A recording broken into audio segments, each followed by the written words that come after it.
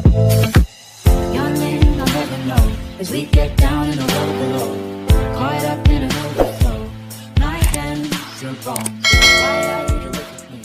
Set on fire. Halo, Assalamualaikum warahmatullahi wabarakatuh. Kembali ke channel aku, Dian Azra. Nah, teman-teman, di sini saya akan ngebahas mengenai soal-soal, latihan soal, dan pembahasan SKB Kesehatan Umum untuk semua profesi kesehatan. Dan di video kali ini saya akan membahas mengenai imunisasi. Tetapi teman-teman, sebelum kita ke latihan soalnya, teman-teman yang baru ketemu video aku dan yang belum subscribe, tolong tekan tombol subscribe dan bunyikan notif loncengnya supaya tidak ketinggalan video-video aku selanjutnya. Dan untuk teman-teman yang masih bingung tempat belajar online SKB yang sangat terpercaya, teman-teman boleh join menjadi salah satu member di Sahabat CPNS, karena Sahabat CPNS sangat lengkap baik dari latihan soal, dari tryout, bahkan materi dan regulasi yang terbaru sesuai dengan kisi Permenpan RB. Di Sahabat CPNS sudah diupdate ya, jadi teman-teman nggak perlu khawatir, dan di situ sangat ringkas sekali. Banyak terdiri dari berbagai formasi. Dan kalau teman-teman ingin menjadi salah satu member di Sahabat CPNS, langsung saja klik link berwarna biru yang ada di deskripsi saya ya. Oke, nggak usah lama-lama, langsung saja kita ke soal yang pertama. Di bawah ini yang termasuk sasaran imunisasi yaitu A. Bayi, remaja, dan lansia, B. Bayi, batita, anak usia SD kelas 1, 2, 3, dan wanita usia subur, C. Bayi, balita, lansia, D. Bayi, batita, anak usia SD kelas 2, 3, 4, dan lansia, dan E. Bayi, balita, anak usia SMP kelas 1, 2, 3. Jadi teman-teman, ada sasaran imunisasi. Jadi sasaran imunisasi itu ada sasaran imunisasi pada bayi, pada anak batita, dan ada juga anak sekolah dasar SD sederajat dan wanita usia subur. Nah, untuk sasaran imunisasi pada bayi sendiri itu ada 5 macam jenis imunisasi yang harus diberikan kepada bayi, yaitu hepatitis B, BCG, polio, DPT HB-Hib, dan campak. Sedangkan untuk sasaran imunisasi pada anak batita yaitu DPT HB-Hib lanjutan dan campak lanjutan. Dan untuk sasaran imunisasi pada anak sekolah dasar kelas 1 yaitu imunisasi campak yang biasanya diberikan di bulan Agustus. Jadi baru-baru saja di bulan ini ada bias ya, ada bias pada anak kelas 1 SD. Dan untuk kelas 1 SD juga dapat imunisasi DT. Itu nanti diberikan di bulan November. Nah, di bulan November juga diberikan untuk kelas 2 dan kelas 3 yaitu imunisasi TD. Jadi nanti bulan November ada bias lagi, itu untuk kelas 1, kelas 2, dan kelas 3. Untuk kelas 2 dan kelas 3-nya itu TD, untuk kelas 1-nya itu DT. Dan untuk sasaran pada wanita usia subur yaitu imunisasi TT. Seperti yang kita ketahui, untuk calon pengantin sebelum melakukan pernikahan, calon pengantin itu wajib untuk memeriksakan kesehatannya untuk mendapatkan pelayanan kesehatan reproduksi pastinya di puskesmas terdekat dan diberikan imunisasi TT sampai dengan 5 kali. Jadi jawaban yang benar di soal ialah B. Bayi, batita, anak usia SD kelas 1, 2, 3, dan wanita usia subur. Oke, lanjut ke soal selanjutnya. Di bawah ini yang bukan merupakan penyakit yang dapat dicegah dengan imunisasi PD3I ialah A. Difteri, B. Pertusis, C. Tetanus, D. TBC, dan E. Hipertensi. Jadi ada penyakit yang dapat dicegah dengan imunisasi. Orang-orang biasa menyingkatnya itu PD3I. Nah, seperti yang kita ketahui sendiri, pada bayi itu diberikan imunisasi. Misalnya imunisasi DPT HB-Hib. Nah, DPT HB-Hib itu mempunyai fungsi untuk mencegah terjadinya penyakit difteri, pertusis, dan hepatitis. Nah, kalau seandainya BCG itu fungsinya untuk mencegah penyakit TBC. Dan kalau polio itu untuk sakit polio, dan kalau campak untuk mencegah terjadinya campak. Jadi jawaban yang benar di soal kali ini ialah E, hipertensi. Karena yang ditanyakan itu yang bukan. Oke, langsung saja kita ke soal selanjutnya. Seorang perempuan membawa bayinya kepada bidan setelah dilakukan pemeriksaan keadaan umum baik. Suhu 36,5 derajat Celcius, bidan melakukan penyuntikan imunisasi hepatitis B dengan alat suntik PID. Setelah mengeluarkan PID dari kemasan, tindakan selanjutnya yang dilakukan oleh bidan adalah A. Dorong dengan cepat penutup jarum ke dalam port. B. Suntikan PID pada paha bagian kanan. C. Aspirasi PID lalu suntikkan jarum pada paha. D. Pegang PID pada port dan sesuaikan jarum ke pasien. Dan E. Lepas PID dari paha kanan bayi. Nah, jadi di soal dikatakan bahwasanya ada seorang bidan yang ingin melakukan penyuntikan imunisasi hepatitis B dengan alat suntik PID. Nah, ini dia seperti ini yang dimaksud di soal tersebut. Ini biasanya kalau kita mau imunisasi HB0. Nah, yang di soal ditanyakan itu setelah mengeluarkan PID dari kemasan, tindakan selanjutnya yang dilakukan oleh bidan adalah, jadi teman-teman, kalau teman-teman ingin menyuntikkan HB0 kepada bayi, dan teman-teman sudah mengeluarkan PID dari kemasan ini ya, sudah mengeluarkan ini dari kemasan ini, jangan langsung disuntik ke bayi. Karena apa? Karena kita harus mendorong bagian ininya, bagian kayak penutupnya itu mendorong ke dalam. Kalau kita belum mendorong ke dalam, itu vaksin atau itu cairan yang ada di sini itu nggak akan keluar.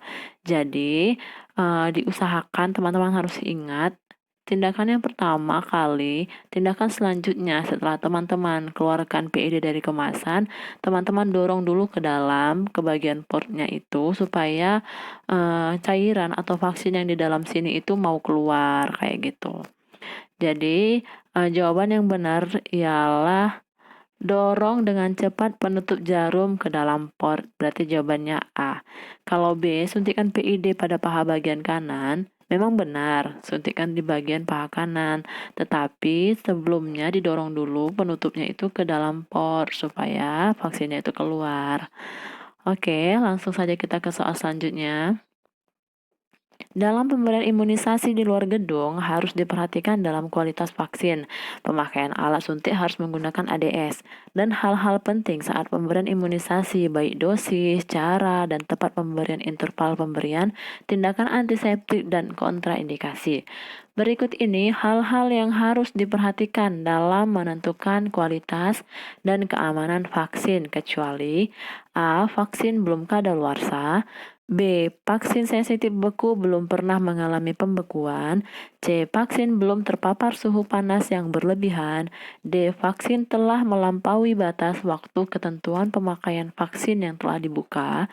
E. Pencampuran vaksin dengan pelarut harus berasal dari pabrik yang sama.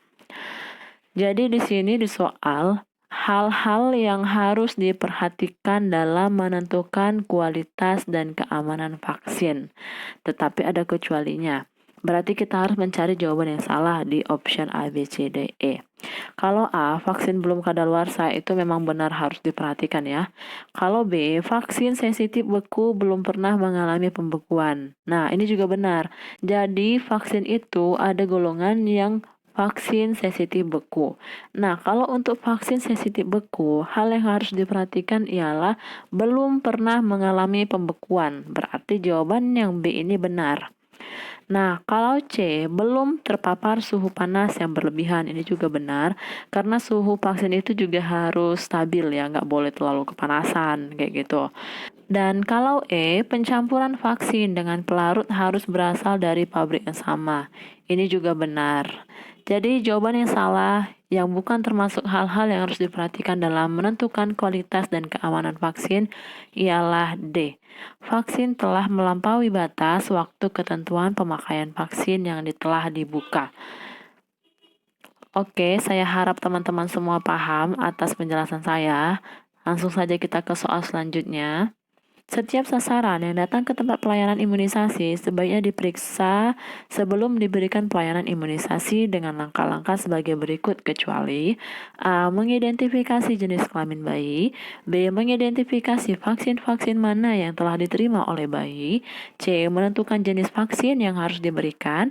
D. Imunisasi untuk bayi sakit atau mempunyai riwayat kejang demam sebaiknya dikonsultasikan kepada dokter spesialis anak. Dan E. Kontraindikasi terhadap imunisasi. Nah, jadi bagi teman-teman yang ingin memberikan pelayanan imunisasi kepada bayi, sebelumnya kita itu harus melakukan pemeriksaan dulu kepada sasaran yang akan kita berikan imunisasi tersebut. Contohnya, kita harus mengidentifikasi usia bayi supaya kita tepat sasaran dan tepat juga vaksin yang akan disuntikan ke bayi tersebut, kayak gitu ya. Dan yang kedua, kita juga harus mengidentifikasi vaksin-vaksin mana yang telah diterima oleh bayi. Jadi jangan sampai double. Dan yang keempat, imunisasi untuk bayi sakit atau mempunyai riwayat kejang sebaiknya dikonsultasikan kepada dokter spesialis anak. Karena apa? Karena setiap vaksin itu mempunyai efek samping dan kontraindikasi masing-masing. Jadi jangan sampai kita itu memberikan sesuatu kepada bayi yang bayi itu bahkan alergi terhadap vaksin tersebut, kayak gitu. Oke teman-teman, saya harap teman-teman paham atas penjelasan saya. Langsung saja kita ke soal selanjutnya. Seorang bidan melakukan pemisahan limbah imunisasi yang terdiri dari limbah infeksius dan limbah infeksius non-tajam setelah pelayanan imunisasi. Yang termasuk dalam limbah non-infeksius non-tajam adalah A. Kapas pembersih atau usap pada penyuntikan vaksin.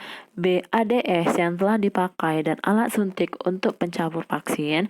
C. Vaksin dalam botol atau ampul yang telah rusak karena suhu atau kadaluarsa. D. Limbah kertas pembungkus alat suntik dan kardus pembungkus vaksin. Dan E. Sisa vaksin dalam botol atau ampul. Di soal yang ditanyakan itu limbah non-infeksius dan non-tajam. Berarti jawabannya yang benar ialah D. Limbah kertas, pembungkus, alat suntik, dan kardus pembungkus vaksin. Karena di sini cuma pembungkusnya ya, bukan alat suntiknya. Oke, next ke soal selanjutnya. Wadah plastik berbentuk segi empat yang diisi dengan air yang dibekukan dalam freezer dengan suhu minus 15 derajat Celcius sampai dengan 25 derajat Celcius selama minimal 24 jam disebut dengan A. Cold pack, B. Cool pack, C. Cold box, D. Vaksin carrier. Jawaban yang benar ialah cold pack. Karena pengertian cold pack itu sendiri ya seperti di soal ini ya. Kalau B, cool pack, itu pengertiannya segi empat yang diisi dengan air, kemudian didinginkan dengan lemari es dengan suhu 2 derajat sampai dengan 8 derajat Celcius minimal 24 jam. Kalau cold box, itu pengertiannya itu ialah suatu alat untuk menyimpan sementara dan membawa vaksin. Kalau vaksin carrier, itu pengertiannya alat untuk mengirim dan membawa vaksin dari puskesmas ke posyandu yang dapat mempertahankan suhu 2 derajat sampai dengan 8 derajat Celcius. Jadi teman-teman yang biasanya pergi ke posyandu pasti tahu ini, bagaimana vaksin carrier ini bentuknya. Kalau teman-teman mau lihat, ini bentuk vaksin carrier dan ini juga bentuk dari cool pack. Oke, saya harap teman-teman juga paham atas penjelasan saya ini. Langsung saja kita ke soal selanjutnya. Bayi laki-laki usia 3 bulan dibawa ke puskesmas untuk mendapatkan imunisasi. Bidan memberikan imunisasi DPT 1 dan polio 3. Setelah mendapatkan imunisasi pada malam harinya, bayi tersebut mengalami demam tinggi.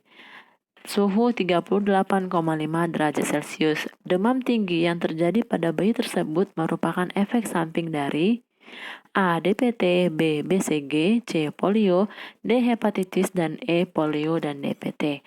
Jawaban yang benar ialah A. DPT. Karena DPT itu mempunyai efek samping seperti reaksi lokal sementara, seperti bengkak, nyeri, kemerahan, dan kadang-kadang disertai demam. Jadi, karena berhubung bayi tersebut baru mendapatkan DPT dan polio 3, jawaban yang benar berarti ialah A. DPT. Karena nggak mungkin kan kita jawab BCG. Oke, langsung saja kita ke soal selanjutnya. Seorang bayi perempuan usia 4 bulan sehari yang lalu mendapatkan imunisasi DPT di sebuah BPM. Bidan melakukan pemeriksaan, hasil ditemukan bengkak di daerah bekas suntikan kurang dari 1 cm. Apakah yang dialami bayi berdasarkan kasus di atas? A. Reaksi lokal ringan, B. Reaksi umum, C. Reaksi lokal berat, D. Reaksi khusus, E. Reaksi atrus. Nah, jawaban yang benar ialah reaksi lokal ringan A. Jadi, reaksi lokal ringan itu biasanya ditandai dengan nyeri eritema, bengkak di daerah bekas suntikan, dan biasanya bengkaknya itu kurang dari 1 cm yang dapat timbul kurang dari 48 jam setelah pos imunisasi. Jadi benar ya jawabannya reaksi lokal ringan karena tanda dan gejala yang di soal itu sama seperti pengertian reaksi lokal ringan, yaitu bengkaknya kurang dari 1 cm dan biasanya timbul sebelum 48 jam pos imunisasi. Di soal baru dikatakan sehari. Kalau reaksi umum biasanya ditandai dengan demam, nyeri otot, nyeri kepala, dan menggigil. Kalau reaksi lokal berat itu seperti ada eritema atau indurasi lebih dari 8 cm, nyeri bengkak, dan manifestasi sistemis. Kalau reaksi khusus itu seperti lumpuh layu yang menjalar ke atas, bahkan bisa sampai ke gangguan menelan dan pernapasan.